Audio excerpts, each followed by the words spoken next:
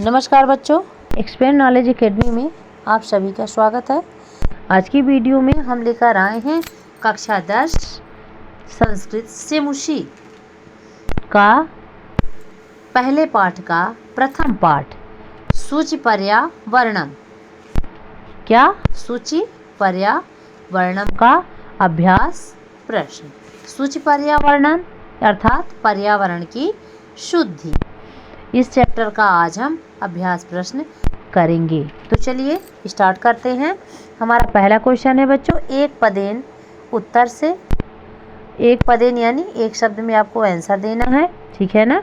अर्थ सहित यहाँ पे हम आपको सारे प्रश्न हल कराएंगे। तो चलिए ध्यान से देखिए। अत्र जीवितम कीदृशम जातम, अर्थात यहाँ का जीवन जो है कैसा हो गया है। कभी जो है तो क्या कहते हैं कि यहाँ का जीवन कठिन हो गया है ना। तो हो जाएगा हमारा आंसर दुर्वहम। आंसर क्या होगा? दुर्वहम, अर्थात जीवन जो है कठिन हो गया है। फिर अनिशम महानगर मध्य किम प्रचलति, प्रचलित यानी होता है चलता है, अनिशम यानी होता है रात दिन, महानगर मध्य यानी होता है महानगरों के बीच में, है ना। महानगरों में दिन रात क्या चलता है? तो कालायस चक्रम, काल धन आयस यानी लोहे का चक्र चलता है। फिर देखिए अगला क्वेश्चन है, कुत्सित वस्तु मिश्रितम किमस्ति, मिलावटी जो पदार्थ है, पदार्थों से क्या हुआ, पदार्थों से क्या मिला हुआ क्या है? तो हो जाएगा भक्ष्यम, यानी जो भोज्य पदार्थ है वो सब मिलावट से युक्त है, ठीक है। अहम कस्मय जीवनम कामे, कवि कहता है कि मैं मानव के लिए जीवन की कामना करता हूँ। क्वेश्चन है आपका कि अहम कस्मय जीवनम कामे, अर्थात मैं किसके लिए जीवन चाहता हूँ। आंसर हो जाएगा बच्चों मानवाय। फिर है केशाम माला रमणीयम, किनकी पंक्ति सुंदर है। माला यानी होता है पंक्तियाँ। तो हरित तरु ललित लता नाम, हरित तरु ललित लता नाम, अर्थात हरे हरे वृक्ष और सुंदर लताओं की जो पंक्तियाँ हैं वो कैसी हैं? सुंदर हैं, ठीक है। आगे देखिए क्वेश्चन नंबर 2, अधोलिखिता नाम प्रश्न नाम उत्तरायण संस्कृत भाषया लिखत, अर्थात नीचे लिखे प्रश्नों के उत्तर संस्कृत भाषा में लिखने हैं। तो कवि किमर्थम प्रकृते शरणम इच्छत, कवि किस लिए प्रकृति की शरण चाहता है? तो आंसर हो जाएगा बच्चों अत्र धरातले जीवितम दुर्वहम जातम, अत्र धरातले जीवितम दुर्वहम जातम, अतः कवि प्रकृते शरणम इच्छत, अर्थात अत्र यानी होता है यहाँ, धरातले यानी होता है धरती पर, जीवितम यानी होता है जीवन, और दुर्वहम यानी क्या हो गया है? कठिन, जातम यानी हो गया है, ठीक है ना। यहाँ जो है धरती पर जो है जीवन कैसा हो गया है? कठिन हो गया है। अतः यानी इसलिए कवि प्रकृति शरणम इच्छत, कवि जो है प्रकृति की शरण चाहता है। कस्मात् कारणात् महानगरेषु संसरणम कठिनम वर्तते, कस्मात् यानी होता है किस, कारणात् यानी कारण से, किस कारण से, महानगरेषु यानी महानगरों में, संसरणम कठिनम वर्तते यानी चलना जो है कठिन है। तो ध्यान दीजिए क्या लिखा है आंसर हमारा, मार्गेषु याना नाम, मार्गेषु याना नाम अनंता पंक्त्या सन्ति, अनंत यानी अनंता यानी होता है अनंत जिसका अंत नहीं है, और पंक्तियाँ यानी होता है पंक्तियाँ, और मार्गेषु यानी होता है मार्ग में, रास्ते में, यान यानी होता है गाड़ियाँ, अर्थात गाड़ियों की जो अनंत पंक्तियाँ हैं। ये तस्मात् कारणात् महानगरेषु, मतलब इस कारण से महानगरों में चलना कठिन हो गया है, अर्थात वहाँ जो है दिन रात क्या निकलता रहता है? अनंत वाहनों के चलने से क्या होता है? ढेर सारा धुआं निकलता है, जिसके कारण वहाँ चलना या जीना कठिन हो गया है। अस्माकम पर्यावरणे किम किम दूषित, हमारे पर्यावरण में क्या क्या दूषित है? तो आंसर होगा बच्चों अस्माकम पर्यावरणे वायुमंडलम, हमारे पर्यावरण में जो है वायुमंडल हो गया, जलम भक्ष्यम धरातलम च दूषितम अस्ति, अर्थात जल हो गया, भक्ष्य यानी होता है भोज्य पदार्थ, धरातल यानी होता है धरती, ठीक है ना। और धरती जो है तो दूषित है, कैसे? हमारे पर्यावरण में वायुमंडल हो गया, जल हो गया, खाने का पदार्थ हो गया, है ना, खाने वाली सामग्री, और खुद धरती दूषित है, ठीक है। कवि कुत्र संचरणम कर्तुम इच्छति। कवि जो है कहाँ जाना चाहता है, कहाँ घूमना चाहता है। संचरण यानी होता है घूमना, तो हो जाएगा आंसर कवि क्षणम।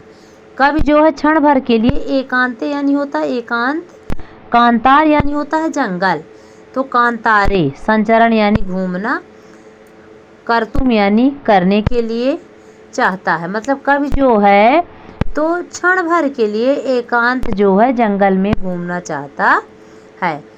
आखिरी क्वेश्चन है, सॉरी अंगा नंबर देखिए। स्वस्थ जीवने कीदृशे वातावरणे भ्रमणीयम। स्वस्थ जीवन में किस प्रकार के वातावरण में घूमना चाहिए। भ्रमण यानी घूमना चाहिए, तो स्वस्थ जीवने स्वच्छता वातावरणी, क्या कहेंगे, स्वच्छ वातावरणी, ठीक है ना। स्वस्थ जीवने अर्थात स्वस्थ जीवन में, स्वच्छ वातावरण में, भ्रमणीयम यानी घूमना चाहिए। तो लिखेंगे कैसे, स्वस्थ जीवने स्वच्छ वातावरणे भ्रमणीयम, ठीक है। आगे देखिए, अंतिमे पद्यांशे कवि का कामना अस्ति। आखिरी पद्यांश में कवि की क्या कामना है। तो आखिरी पद्यांश में कामना क्या है, अंतिमे पद्यांश से, जो आखिरी इस पाठ का जो आखिरी पद्यांश था, कवेः कामना अस्ति। अंतिमे पद्यांश से कवेः कामना अस्ति यत्, यत् यानी कि लता तरुगुल्मा, लता तरुगुल्मा अर्थात लता वृक्ष और झाड़ी, गुल्मा यानी होता है झाड़ी, पस्तर तले पिष्टा नो भवन्तु यानी पत्थर के नीचे ना पिसे, पिष्टा यानी पिसे, पाषाणी पिष्टा नो भवन्तु, भवन्तु यानी हो, ठीक है ना। कैसे, अंतिमे पद्यांश से कवेः कामना अस्ति यत् लता तरुगुल्मा प्रस्तर तले पिष्टा नो भवन्तु, अर्थात कवि की जो है, कवि क्या है अंतिम पद्यांश में क्या कामना करता है कि लता वृक्ष और झाड़ी के नीचे जो मानव सभ्यता है वो ना पिसे। पाषाणी सभ्यता निसर्गे समाविष्टा न स्यात्। पाषाणी यानी होता है पथरीली, सभ्यता, निसर्ग यानी होता है प्रकृति में, समाविष्टा यानी होता है समाहित होना, न यानी नहीं, स्यात् यानी हो, अर्थात पथरीली जो सभ्यता है, पाषाणी सभ्यता है, वो प्रकृति में समाहित ना हो। मानवाय जीवनम भवेत, जीवन मरणम नाइति, मनुष्य के लिए क्या हो, जीवन हो, जीते जी मरना नहीं। तो ये था बच्चों क्वेश्चन नंबर 2 में एक वाक्य अर्थात पूर्ण वाक्य में आपको आंसर देना था। अगला क्वेश्चन है हमारा संधिम और संधि विच्छेद करना है, ठीक है ना। कुछ यहाँ पे शब्द दिए हुए हैं, उन्हें आपको संधि युक्त बनाना है, और कुछ ऐसे हैं जो जिनका क्या करना है, विच्छेद करना है। जो संधि वाले शब्द हैं तो उनको विच्छेद करना है, अर्थात अलग अलग करना है, और जो अलग किए हैं उनको इकट्ठा करना है। जैसे कि क्या हो जाएगा, प्रकृति है, प्रकृति क्या लिखा है, प्रकृति रेव लिखा हुआ है ना, तो इसका जो हमारा शब्द बनेगा वो हो जाएगा प्रकृति ही धन एव। फिर क्या है, श्यान्यव है, तो इसका जो शब्द बनेगा तो श्यात धन ना धन एव।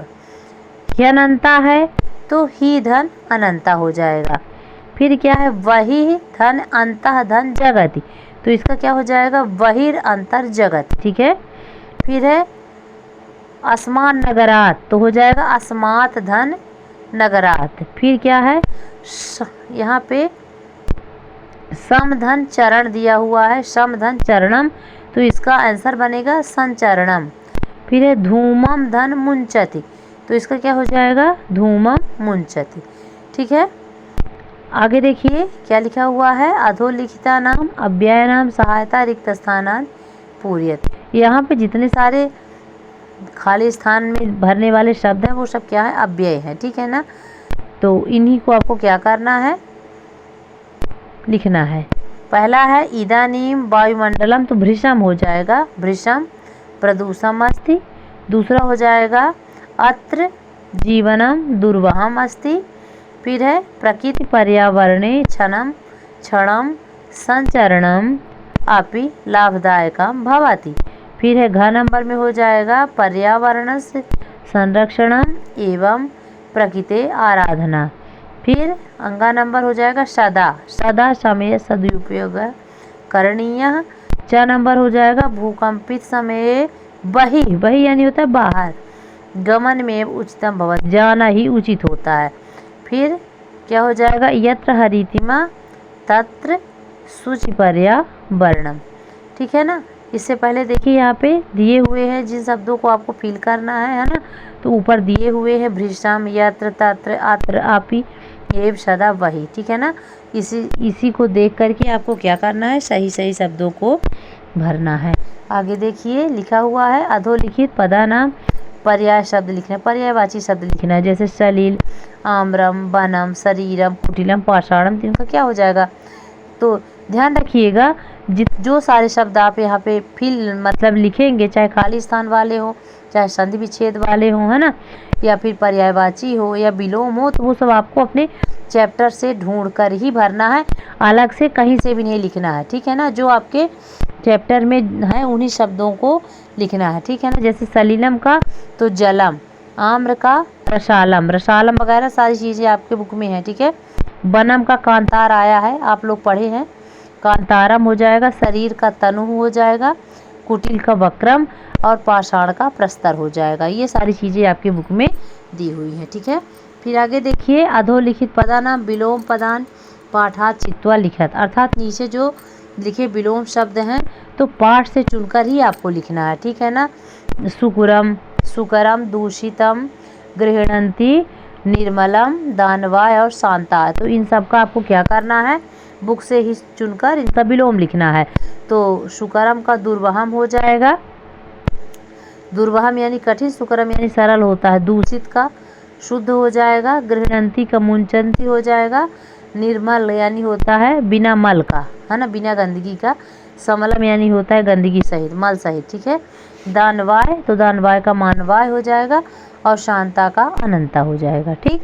आगे देखिए उदाहरण अनुसृत पाठा चित्वा चा समस्त पदानि समास नाम चा लिखत, अर्थात उदाहरण के अनुसार जो है पाठ से चुनकर समास पदों को क्या करना है, लिखना है, ठीक है। चलिए क्या लिखा हुआ है, मलेन सहितम, तो क्या हो जाएगा श्यामलम, अब समास क्या हो जाएगा, अव्ययी भाव समास हो जाएगा। आगे देखिए हरिताह चा ए तरवा तेषाम, तो क्या हो जाएगा इसका समस्त पद जो बनेगा बच्चों हरित तरुणाम हो जाएगा, कर्मधारय समास होगा। फिर है अगला ललिता चा या लता, तो हो जाएगा ललित लता नाम, इसमें भी कर्मधारय समास हो जाएगा। नवमालिका हो जाएगा नवमालिका, नवा मालिका अलग दिया हुआ है तो हो जाएगा आपका नवमालिका कर्मधारय समास। फिर है धृत सुख संदेशा एन, तो हो जाएगा धृत सुख संदेशा बहुब्रीहि समास हो जाएगा। कज्जलम इम मलिनम, तो हो जाएगा कज्जल मलिनम कर्मधारय समास है। दुर्दांतये दशनय, तो हो जाएगा दुर्दांत दशनय, इसमें भी कर्मधारय समास होगा। तो ये सारे शब्द बच्चों जो है आपको कहाँ मिलेंगे, आपकी बुक में मिलेंगे, ठीक है ना। बुक से बाहर का कुछ भी नहीं है, सारी चीज़ें बुक की है, बुक से भी आप देख करके इसे लिख सकते हैं, ठीक। अगला क्वेश्चन है रेखांकित पदम आधारित प्रश्न निर्माणम को, तथा रेखांकित पदों के आधार पर जो है आपको क्या करना है, प्रश्न निर्माण करना है, जो कि इस पाठ का ये आखिरी क्वेश्चन होगा। ध्यान रखिएगा बच्चों, ये सारी चीज़ें बहुत ही इंपॉर्टेंट है। जैसे आपका समास विग्रह हो गया, संधि विच्छेद हो गया, है ना, खाली स्थान हो गया, और ये रेखांकित पद, ये सारे जो है तो आपके पेपर में एग्जाम में आने ही आने हैं, 2-2 नंबर के सारे रहेंगे, इनको आपको करना ही करना है, ठीक है ना। इसीलिए किसी भी क्वेश्चन को मिस नहीं करना है। ध्यान रखिएगा, अच्छे से पढ़िए और सफल होइए। चलिए आगे देखते हैं, का नंबर क्या है, सकटियानम कज्जल मलिनम धूमम मुंचति, अर्थात गाड़ी जो है काजल के समान धुआं छोड़ती है।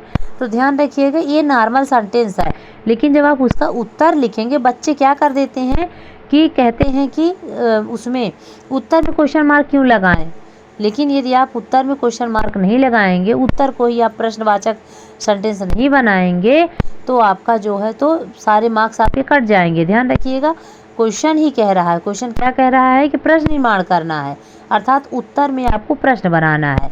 जो आप आंसर डालोगे तो आंसर में आपको क्या बनाना पड़ेगा, क्वेश्चन।